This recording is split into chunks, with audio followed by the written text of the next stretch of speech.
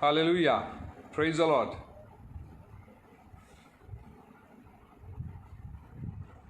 आमेन। प्रभु यीशु मसीह के अद्भुत और सामर्थ्य नाम में आज शाम को फिर से सुनने वाले सारे प्रभु के लोगों को मसीह वंदना। आज मेरी प्रार्थना है कि प्रभु आप लोगों से फिर बातचीत करें और प्रभु की उपस्थिति हम अनुभव करने पाएँ। आज हम कुछ बातें सीखेंगे जो यीशु मसीह अपने जीवन काल में पृथ्वी पर जब थे उन्होंने सिखाया, उन्होंने बताया। लूका रचित सुसमाचार उसका 6वां अध्याय में हम आ रहे हैं। लूका रचित सुसमाचार उसका 6वां अध्याय को हम देख रहे हैं। उसके 27, 28, जो तुम्हें श्राप दे उन्हें आशीष दो, जो तुम्हारा अपमान करें उनके लिए प्रार्थना करो,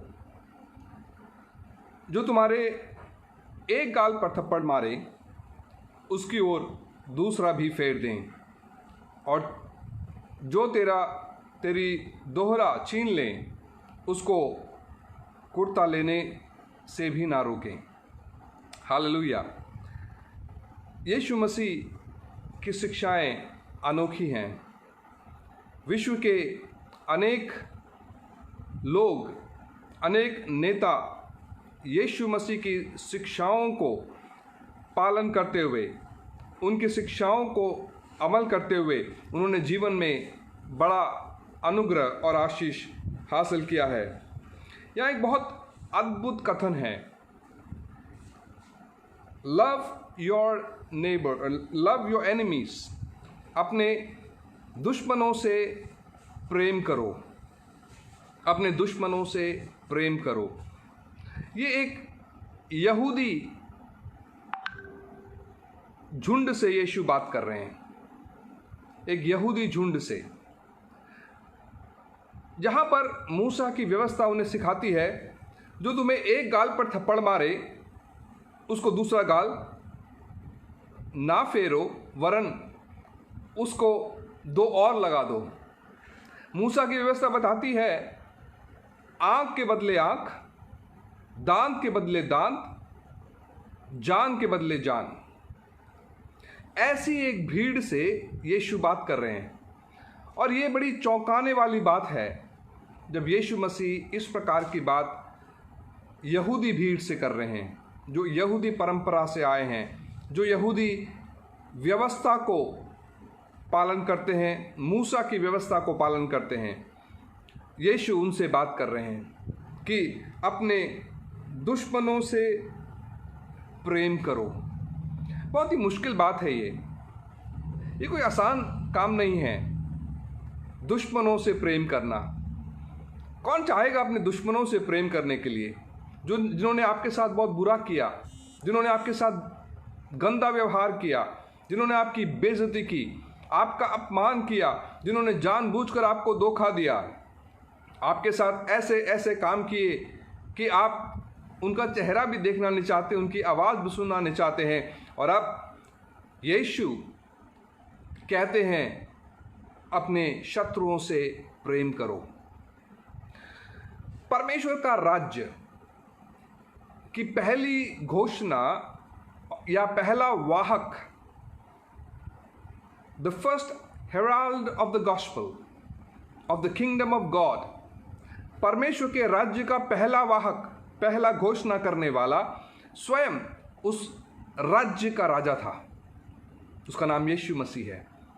उसी ने सबसे पहले आकर उस राज्य के बारे में बताया, उसकी घोषणा की। वो राज्य कैसे चलता है? दुनिया के राज्य के एक विपरीत राज्य है। दुनिया कह रहा है दुश्मनों का विरोध करो, जो उन्होंने किया है उसका दुगना वापस दो। पर यीशु कह रहे हैं अपने दुश्मनों से प्रेम करो। ये एक अद्भुत राज्य है, परमेश्वर का राज्य, द किंगडम ऑफ गॉड। इसका राजा यीशु मसीह है। परमेश्वर का राज्य डेमोक्रेसी नहीं है, गणतंत्र, जनादेश, ये परमेश्वर का राज्य नहीं है।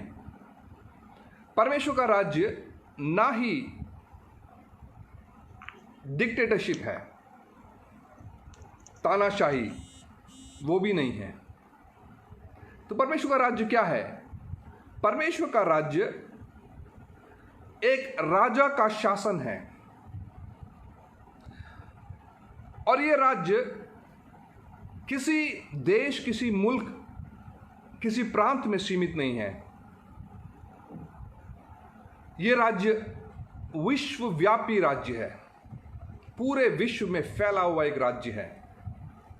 इस राज्य की खूबी है, जो इस राज्य में आता है वो इस राज्य के सिद्धांतों को सीखता है, और इस राज्य का राजा चाहता है कि वो इस राज्य के सिद्धांतों के अनुसार जीवन को बिताए। हालेलुया। और यहां पर यीशु मसीह को सिद्धांतों को सिखा रहे हैं। इस राज्य की खासियत यह है कि देश के किसी भी प्रांत में चले जाएं, यह राज्य का सिद्धांत बदलता नहीं है। अगर आप भारत में हैं तो यहां पर डेमोक्रेटिक गवर्नमेंट है, लोगों ने चुना हुआ एक सरकार। कई राज्यों में आज भी राजा शासन करते हैं, कई राज्यों में डिक्टेटर्स कार्य करते हैं। अलग अलग राज्यों का कार्य, उनका इकोनॉमी, उनकी बातचीत, उनके नियम, कानून, व्यवस्थाएं, तरीके अलग अलग हैं। अगर आप भारत में हैं तो भारत के तरीके से आप चीन में जी नहीं पाएंगे। भारत के तरीके से आप अफ्रीका में कार्यगत नहीं हो पाएंगे। भारत में जैसा चलता है वैसे आप जापान में चला नहीं पाएंगे। आप ऐसे जी नहीं पाएंगे, बहुत ही मुश्किल हो जाएगा। भाषा अलग है, लोग अलग हैं, खाने का ढंग अलग है, तरीका अलग है, लेन देन का मुद्रा अलग है, सब कुछ ही अलग है। अलग अलग राज्य पृथ्वी पर परमेश्वर के राज्य की खासियत यह है, ये पूरे विश्व में फैला हुआ राज्य है। हर भाषा के लोग, हर संस्कृति के लोग, हर प्रकार के लोग, काले वर्ग के हो, गोरे वर्ग के हो, लंबे हो, नाटे हो, धनी हो, कंगाल हो, हर वर्ग के लोग जो इस राज्य के तहत आ जाते हैं, जिसको इस राज्य के राजा ने अपने पास बुला लिया है, वे सब राजा के व्यवस्था के अनुसार जीते हैं। यद्यपि हम भारत में रहते हैं, भारत का एक संविधान है, भारत का एक नियम है, कानून है, उसके तहत रहते हुए ही हम परमेश्वर के राज्य के अंदर भी हैं। हम परमेश्वर के राज्य के वाहक भी हैं। परमेश्वर के राज्य के प्रति हमारी जवाबदारी भी है। और इस राज्य में यीशु मसीह जो उसका राजा है वो सिखाता है, अपने दुश्मनों से प्रेम करो। किसी भी दुनिया के राज्य में ये शिक्षा नहीं दी जाती है। हर जगह पर आर्मी तैयार की जा रही है, हथियार, शस्त्र इकट्ठे किए जा रहे हैं। क्यों? दुश्मनों से लड़ने के लिए। पर परमेश्वर के राज्य का राजा अपने प्रजा को, जो केवल एक राष्ट्र में रहता नहीं पर पूरे विश्व में फैले हुए हैं, उनसे कहता है अपने दुश्मनों से प्रेम करो, अपने दुश्मनों से प्रेम करो। आज इस राज्य के लोग एक अलग प्रकार के लोग हैं। उनकी खासियत ये भी है, लिखा है जो तुम्हें श्राप दे उन्हें तुम आशीष दो, उनके लिए प्रार्थना करो। जब कोई आपको श्राप देता है, आपको कहता है कि तुम बर्बाद हो जाए, तुम्हारा नाश हो जाए, बदले में आप उन्हें श्राप ना देते हुए आप उनके लिए प्रार्थना करते हैं, या आप उनके लिए आशीष चाह रहे हैं, आप उनके लिए भलाई चाह रहे हैं। तब वो श्राप जो आपके विरोध में भेजा गया है, उसको जिस राज्य में आप हैं, उस राज्य का राजा उस श्राप को खंडन करता है और आपकी आशीष उन लोगों पर प्रवेश करने के लिए अनुमति देता है ताकि वे भी उस राजा को जान ले। ये एक अलग प्रकार का राज्य है। और फिर उसके 29वें वाक्य में हम पढ़ते हैं, जो तुम्हारे एक गाल पर थप्पड़ मारे उसे दूसरा भी फेर दें। ये बहुत ही अनोखा एक शिक्षा है यीशु मसीह का। और आज सिखाया जाता है कि महात्मा गांधी ने ये बताया है। अच्छी बात है अगर महात्मा गांधी ने ये बताया है, इसका मतलब ये स्पष्ट है कि महात्मा गांधी ने भी वचन पढ़ा है, बाइबल पढ़ा है और ये सत्य है। और महात्मा गांधी जी ने जब ये सत्य भारत में अंग्रेजों के विरोध में इस सत्य को लागू किया, तो इस सत्य का सामर्थ्य ने भारत को आज़ाद कर दिया, स्वतंत्र कर दिया, क्योंकि परमेश्वर के वचन में जीवन है और जो कोई उसके सिद्धांतों को लागू करता है उनके जीवन में अद्भुत छुटकारे होने लग जाते हैं। जो कोई एक गाल पर थप्पड़ मारे उसे दूसरा गाल फेर देना, ये शिक्षा परमेश्वर के वचन में हम पा रहे हैं। यानी कहने का मतलब ये है, अपने दुश्मनों से प्रेम करो, उनके लिए प्रार्थना करो। आज मैं आपको ये बता रहा हूं, इस राज्य का सिद्धांत उसको हमें समझना है। ये एक उल्टा राज्य है, ऊपर नीचे,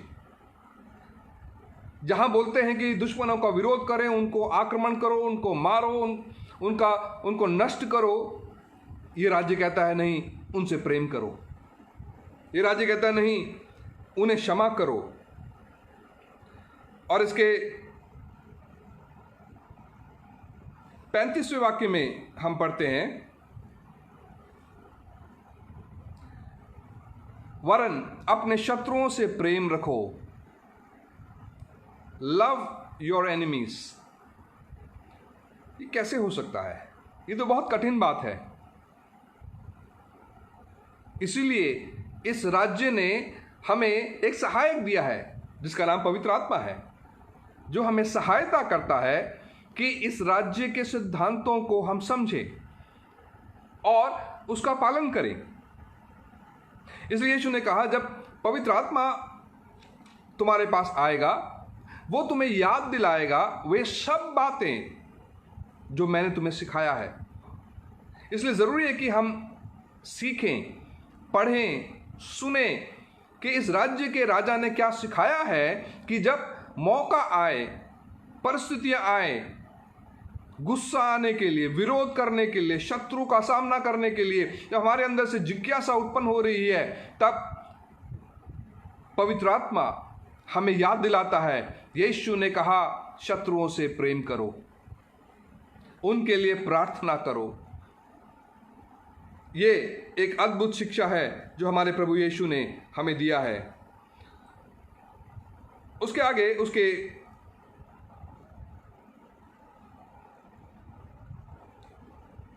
37वें वाक्य में हम पढ़ते हैं, वर्स 37, दोष मत लगाओ तो तुम पर भी दोष नहीं लगाया जाएगा, दोषी ना ठहराओ तो तुम भी दोषी नहीं ठहराए जाओगे, क्षमा करो तो तुम भी क्षमा किए जाओगे। आज ये बहुत महत्वपूर्ण है हमें दोष लगाना। इंग्लिश में लिखा है डू नॉट जज, न्याय नहीं करना।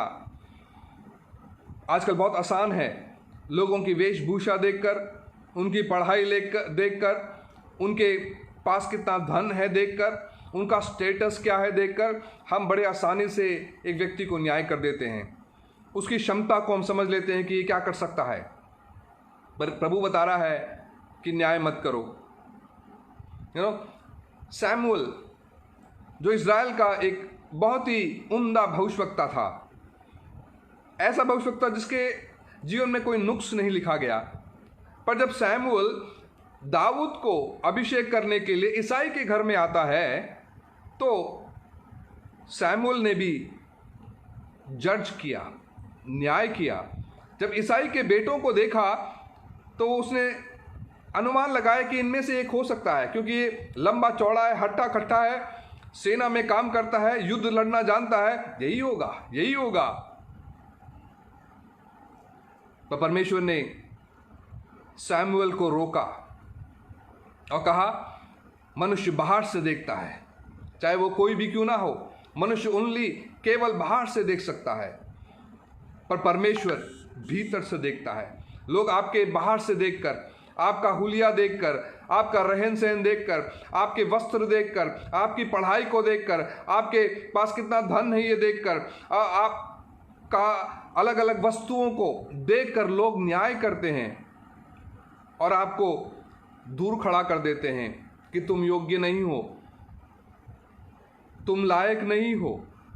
पर धन्यवाद उस प्रभु यीशु मसीह का जो बाहर से नहीं देखता वरन भीतर से देखता है। क्योंकि वो भीतर से देखता है, इसलिए मैं और आप भी इस राज्य में आ गए। हालेलुया। अगर वो भीतर से ना देखता, हमारा धन देखता, हमारे कुटुंब की श्रेष्ठता देखता, हमारी समझ और ज्ञान को देखता, हमारी पढ़ाई को देखता, तो हम में से कोई भी योग्य नहीं था कि इस राज्य में आए। पर उसने हमारे हृदय को देखा, हमारे रोने को देखा, हमारे आंसू को देखा, हमारी तड़प को देखा, और उसने हमें भी इस राज्य में संगी वारिस बना दिया। इसे लिखा है, दोषी मत ठहराओ, दोष मत लगाओ और क्षमा करो। Praise the Lord. क्षमा करो तो तुम्हें भी क्षमा किया जाएगा। यीशु मसीह के जीवन काल को अगर हम अध्ययन करते हैं, केवल 3-3.5 साल का यीशु मसीह का जीवन काल, हर व्यक्ति को यीशु ने क्षमा किया। बड़े से बड़े पापी को यीशु ने क्षमा कर दिया, बड़े आसानी से क्षमा कर दिया। हालेलुया। व्यभिचार में पकड़ी गई स्त्री, रंगे हाथ पकड़ी गई स्त्री, पत्थर लेकर लोग खड़े हुए मारने के लिए, सबूत सामने है और गवाहों का बादल घेरा हुआ है, गवाही दे रहा है कि इसको मारना चाहिए। व्यवस्था कह रहा है मारना चाहिए, मूसा कह रहा है मारना चाहिए, न्यायाधीश कह रहे हैं मारना चाहिए, पुण्य कह रहे हैं मारना चाहिए। सब लोग मारने के लिए खड़े हुए हैं, केवल यीशु मसीह, क्योंकि इस राज्य का राजा ही सबसे उत्तम नमूना है, सबसे आदर्श व्यक्ति है इस राज्य में। वो राजा कहता है कि मैं तुम्हें क्षमा करता हूं। उस स्त्री को उसने क्षमा कर दिया।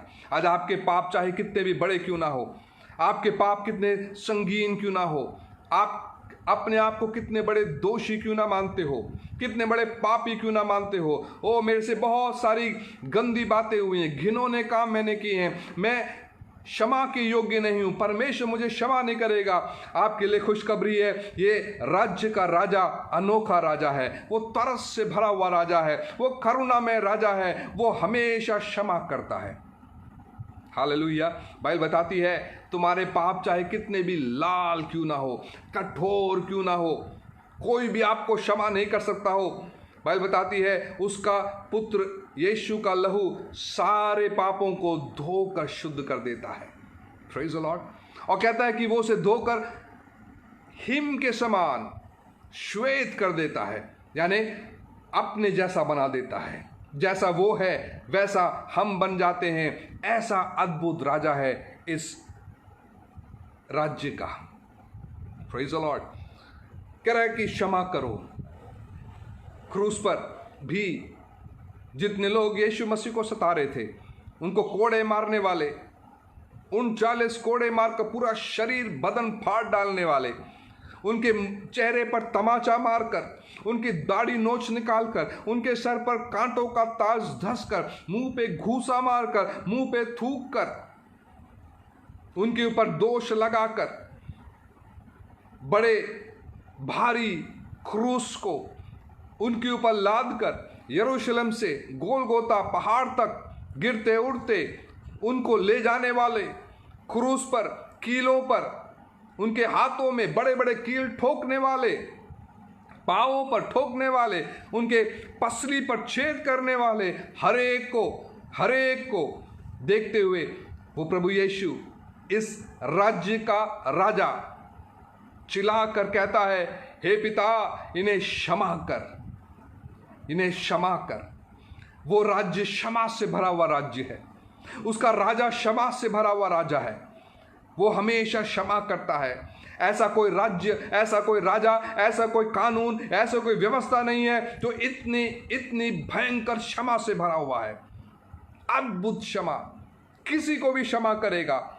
हालेलुया। कितना बड़ा आतंकवादी क्यों ना हो, कितना बड़ा खूनी क्यों ना हो, कितना बड़ा लुटेरा क्यों ना हो, कितना बुरा व्यक्ति क्यों ना हो, ये राज्य क्षमा करने का राज्य है। इस राज्य का राजा दयालु है और क्षमा करता है।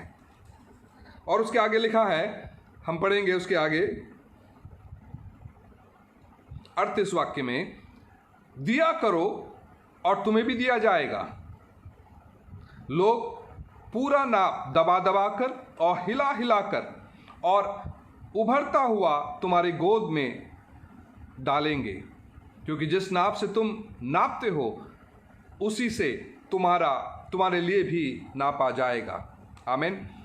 दिया करो, इंग्लिश में फॉरगिव लिखा हुआ है, उसके तुरंत बाद लिखा हुआ है गिव। हालेलुया। इस राज्य का राजा फॉरगिव करने के बाद गिव करता है, क्षमा करने के बाद देने लग जाता है। ये राजा की खूबी लिखी हुई है यहां पर। क्षमा करके क्या करता है? देता है। सबसे बड़ा दाता देने वाला परमेश्वर है। कोई भी परमेश्वर को देने में हरा नहीं सकता है। सारी मानव राशि मिल जाए तो भी परमेश्वर को देने में हरा नहीं सकता है। हमारे लिए मुफ्त में ऑक्सीजन मिलता है, पानी मिलता है, सारे पदार्थ जो इस पृथ्वी में परमेश्वर ने दिए हैं, सोना चांदी पेट्रोल गैस एल्यूमिनियम आयरन, जो कुछ भी है सब परमेश्वर ने इस पृथ्वी में रखा है, हमें मुफ्त में दिया है। लोग उसको उठाकर हमको बेचते हैं और पैसा बनाते हैं, पर राजा ने मुफ्त में दे रखा है।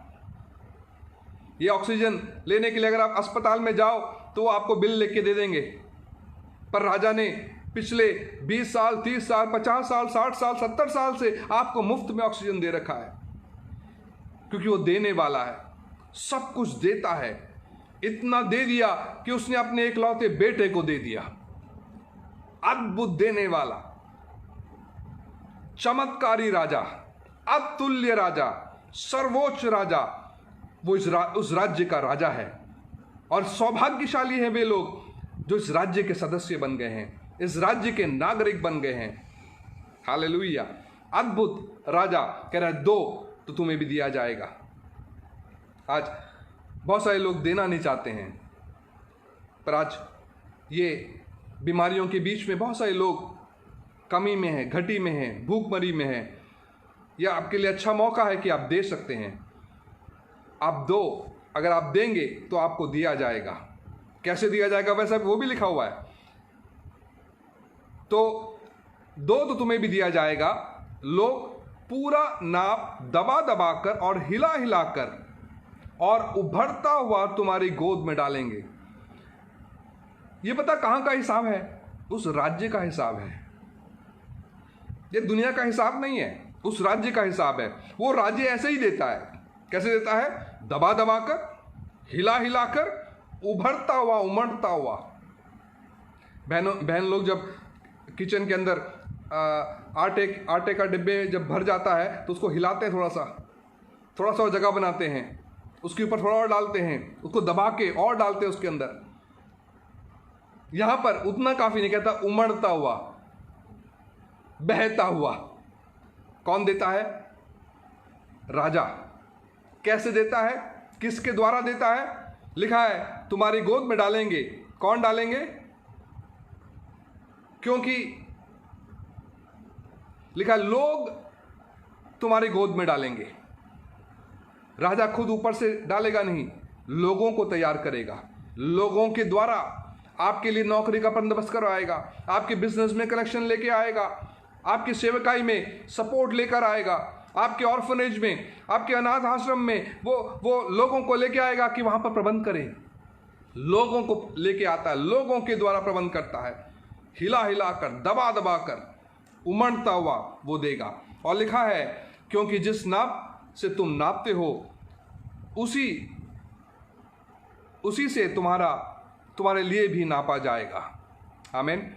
क्षमा भी ऐसा ही है, जैसे तुम क्षमा करते हो वैसे तुम्हें भी क्षमा दिया जाएगा।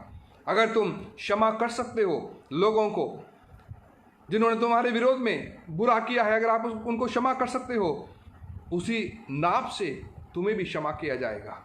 उसी नाप से स्वर्ग का राज्य, ये राजा आपको भी क्षमा करेगा। और जिस प्रकार आप दोगे, धन दोगे, जीवन दोगे, समय दोगे, समर्पण दोगे, उसी नाप से आपको लौटाकर ये राजा आपको देगा। हालेलुया। आगे हम बढ़ेंगे। इसके 46 वाक्य 46, एक और बात जो परमेश्वर यीशु मसीह यहां बता रहे हैं। 46 वर्ड्स, जब तुम मेरा कहना नहीं मानते तो क्यों तुम मुझे प्रभु प्रभु कहते हो। बड़ा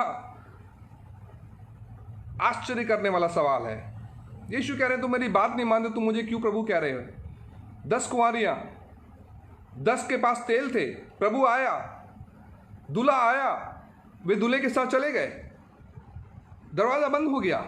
उसके बाद 5 और आ रहे हैं, वो भी कह रहे हैं प्रभु खोलो, प्रभु खोलो। क्या तुमने मेरी बात मानी नहीं है? तुम मेरे को आदर करते नहीं हो, जो मैंने तुमसे कहा वो तुम करते नहीं हो, और तुम मुझे फिर भी प्रभु प्रभु कहते हो। इस राज्य का राजा नहीं चाहता कि हम केवल होठों से उसे प्रभु कहें। ये राज्य का राजा हमारे हृदयों को जानता है, और वो हमेशा चाहता है कि हम तैयार रहें और दिल की गहराई से उसको प्रभु कहें। प्रभु मतलब जिसकी चलती है। आज किसकी चलती है हमारे जीवन में? कौन आपका प्रभु है? क्या धन आपका प्रभु है? क्या आपका परिवार आपका प्रभु है? क्या आपका बिजनेस आपका प्रभु है? क्या आपकी सेवकाई आपकी प्रभु बन चुका है? क्या है आपका प्रभु? आज एक ही प्रभु है, उसका नाम यीशु है, और उसी की प्रभुता आपके ऊपर चल नहीं पाए। अगर आप उसको प्रभु कह रहे हैं, पूरे मन से उसकी प्रभुता को स्वीकार करें। और आगे हम पढ़ते हैं, जो कोई मेरे पास आता है और मेरी बात सुनकर उन्हें मानता है, मैं तुम्हें बताता हूं कि वह किसके समान होगा। पहला, जो मेरे पास आता है, यीशु के पास आना, यीशु के निकट आना, यीशु के करीब आना, उसकी उपस्थिति में आना समर्पण को दर्शाता है। और जो मेरी बात मानता है, वो डिसाइपलशिप को दिखा रहा है। आप उसके चेले बन गए हैं, उसकी बात को मानते हैं, उसके बात को स्वीकार करते हैं। और यीशु मसीह कह रहे हैं कि वे किसके समान हैं? वह उस मनुष्य के समान है जिसने घर बनाते समय भूमि गहरी खोदकर चट्टान में नींव डाली, और जब बाढ़ आई और धारा उस घर पर लगी, परंतु उसे हिला ना सकी क्योंकि वह पक्का बना था। 2 प्रकार के लोगों को यीशु मसीह बताते हैं। एक वो व्यक्ति जो सुनता तो है और उसको मानता है, सुनता है और मानता है। वो उस व्यक्ति के समान है जिसने चट्टान पर नींव डालकर, चट्टान पर नींव डालना आसान काम नहीं है। अब फावड़े से खोदोगे चट्टान खुदेगा नहीं, उसके लिए मेहनत करना पड़ता है, उसके लिए परिश्रम करना पड़ता है, उसके लिए तैयारी करनी पड़ती है, उसके लिए समय निकालना पड़ता है, उसके लिए खर्चा करना पड़ता है। और जब एक व्यक्ति ऐसा करता है और गहरा नींव डालता है, फाउंडेशन बनाता है, उस पर घर तैयार करता है। दूसरे व्यक्ति को तुलना की है कि उस व्यक्ति के समान जो सुनता तो है पर मानता नहीं है। कलीसिया में आता तो है, सुनता तो है, सब कुछ करता तो है, पर बाहर जाते ही भूल जाता है, अपने हिसाब से जीता है। वो उस व्यक्ति के समान जिसने रेत पर घर बना दिया, नींव डाला नहीं, मेहनत किया नहीं, याद रखिए, चट्टान पर घर है, रेत पर घर है, दोनों के विरोध में आंधी आई, तूफान आए, लहरें आए। चाहे आप मसीह में हो, चाहे आप परमेश्वर के राज्य में हो, चाहे आप राज्य के बाहर हो, कोई भी क्यों ना हो, आंधी आएगी, तूफान आएगा, लहरें उठेंगी। ये महामारी आई हुई है, इसने ये नहीं देखा कि आप कौन सी जाति के हैं, आप कौन से धर्म के हैं, आप कौन सी भाषा बोलते हैं, आप कौन सी कौम के हैं, ये कुछ नहीं देखता। यहाँ पर कहाँ गया मेरा घमंड, मेरी जाति का घमंड कहाँ है? मैं उच्च जाति का हूँ तो क्या हो गया? कोविड से तो मर गए ना, इस बीमारी के चपेट में आ गए। उसने छोड़ा नहीं इस जाति को भी, इस भाषा को भी छोड़ा नहीं, धनवान को भी छोड़ा नहीं, कंगाल को भी छोड़ा नहीं, ताकतवर को भी छोड़ा नहीं। परमेश्वर बताना चाहता है कि सब बराबर हैं। आंधी, तूफान, लहरें सबके ऊपर लगेंगी, पर अगर आपने चट्टान पर, ये चट्टान यीशु मसीह को दर्शाता है, इस राज्य के अंदर नींव डालकर, कैसे नींव डाला है? उसकी बात को सुना और उसको माना, वे स्थिर रहेंगे, वे अटल रहेंगे। जो केवल सुनते हैं और मानते नहीं हैं, बहुत लोग सुनना भी नहीं चाहते हैं। आंधी आएगी, लहरें आएंगे, ढा जाएंगे, खत्म हो जाएंगे, नामो निशान मिट जाएगा, खड़े नहीं हो पाएंगे, स्थिर नहीं रह पाएंगे। पर आज प्रभु इस राज्य का राजा आपसे कह रहा है कि अपने नींव को स्थिर चट्टान पर गहरा डालें। कैसे डालेंगे?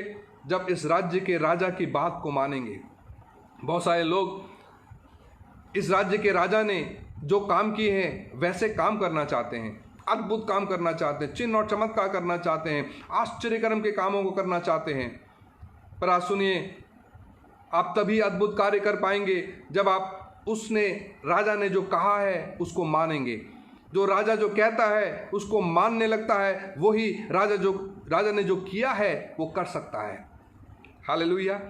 जो राजा ने जो कहा है, जो व्यक्ति उसको मानता है, वही राजा ने जो काम किए हैं और उससे बढ़कर काम वही करेंगे जो उसकी बात को मानता है। आज आप किसके लिए यत्न कर रहे हैं? एक राज्य के लिए जिसके आप नागरिक हैं, उसमें परमेश्वर आपको लेकर आया है। आज अपने आप को समर्पित करें, राजा ने जो कहा है उसको मानने के लिए। उसके वचन को पढ़ें, उस पर अध्ययन करें, उस पर अमल करें। राजा का एक दर है, एक स्टैंडर्ड है, उस दर में प्रवेश करें, उस स्टैंडर्ड में प्रवेश करें, क्योंकि वो राजा दयालु है, करुणामय है, क्षमा करने वाला है। पर एक दिन करुणा का, दया का, अनुग्रह का द्वार, उसका किवाड़ बंद होने जा रहा है, तू ही फूके जाने जा रही है। और उस समय अनुग्रह खत्म हो गया और उसके बाद राजा स्वयं न्याय करेगा।